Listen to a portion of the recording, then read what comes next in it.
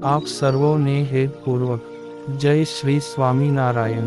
આજની સત્સંગ કથા વાર્તા નિજ મંદિર સાવરકુંડલા પવિત્ર ચાતુર્માસ વિશેષ। આજની સત્સંગ કથા વાર્તામાં આપણે ચરિત્ર કથા અંતર્ગત દંઢાવ્ય દેશના બે મુમુક્ષુ હરિભક્તોની પ્રસંગ વાર્તા સાંભળશું। એક વખત દંઢાવ્ય દેશના બે મુમુક્ષુ હરિભક્તો વડતાલ શ્રીજી મહારાજના દર્શને જવા માટે પોતાના ગામથી વાતું બાંધીને નીકળ્યા। તે રસ્તે ચાલતા એક ત્યાગી વૈરાગી ભક્તે કહ્યું કે આપણે તો ભાઈ ત્યાગી થઈને આજીવન શ્રીજી મહારાજની સેવામાં રોકાઈ જવાનો વિચાર છે।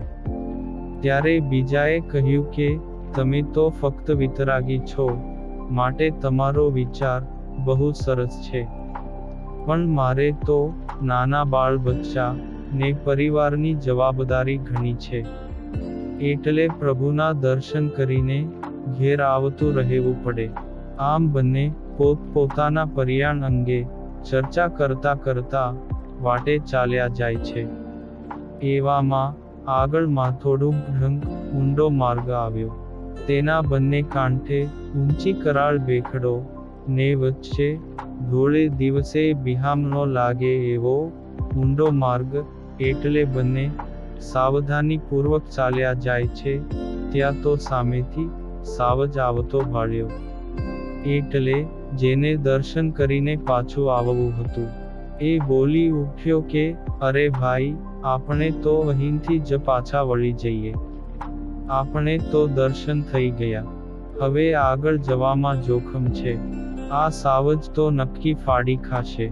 આ સાંભળીને જેને સાધુ થઈને પ્રભુ પાસે રહેવું હતું એ શૂરવીરતાથી બોલ્યો, અરે ભાઈ, આપણે તો મહારાજનો આશરો છે, તે એણે ધાર્યું હશે એમ થાશે।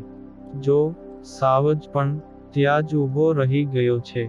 આ સાવજ જેવું પ્રાણી માણસ ઉપર વિના પ્રયોજને હુમલો ન કરે, ને હું તો ભગવાનનું સ્મરણ કરતો કરતો આગળ ચાલું છું, ને તમારે અવાય તો મારી પાછળ આવો, આપણે શાંતિથી ચાલ્યા જઈએ।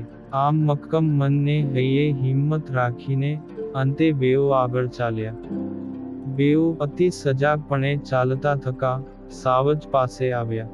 સાવજની આંખોમાં પેલા ભક્તે ક્રૂરતાને બદલે પાળેલા પ્રાણીની નિર્મળતા જોઈ, એટલે એણે તો પાસે જઈને સાવજના કાન પકડી લીધા, ને માથે સ્વાર પણ થઈ ગયો, ને સાવજને પાછો વાળી થોડેક સુધી સવારી કરી, પછી હેઠે ઉતરી સાવજને છોડી મૂક્યો, એટલે સાવજ તો પોતાને રસ્તે ચાલ્યો ગયો।